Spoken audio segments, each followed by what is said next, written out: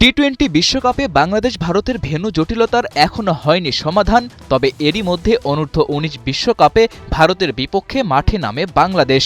Senior ক্রিকেটে প্রতিদ্বন্দ্বী হয়ে ওঠা এই দুই দেশের লড়াই শুরুতেই উত্তাপ ছড়ায় হ্যান্ডশেক ইস্যুতে। দুই অধিনায়কের হাত না মেলানোর ঘটনা নিয়ে শেষ পর্যন্ত বিবৃতি দিতে হয়েছে বিসিবিকে, যেখানে সংস্থাটি জানিয়েছে ব্যাপারটা অনিচ্ছাকৃত ভুল।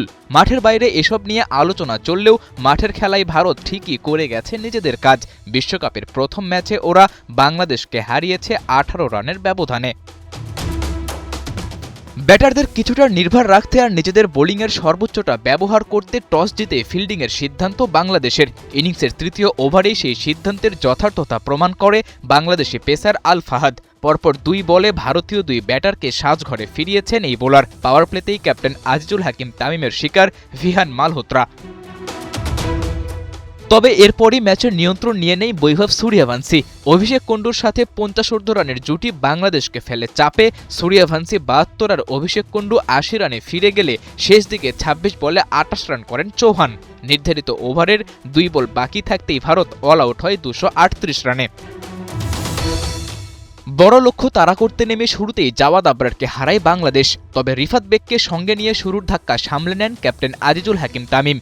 উইকেটে থিতু হয়েও অর্ধশতক পাননি রিফাত, ফিরেছেন 37 রানে। এরপরই নামে বৃষ্টি। পরে খেলা শুরু হলে বাংলাদেশের সামনে লক্ষ্য দাঁড়ায় 29 ওভারে 166 রান।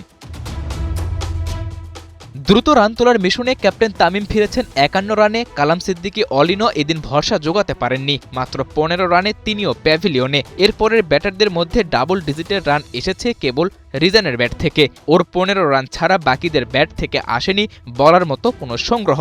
বাংলাদেশের ইনিংস থামে 146 রানে। ভারতের কাছে 18 রানের হার দিয়ে শুরু হয় বাংলাদেশের বিশ্বকাপ মিশন। সাদাতুর রাফি, 71।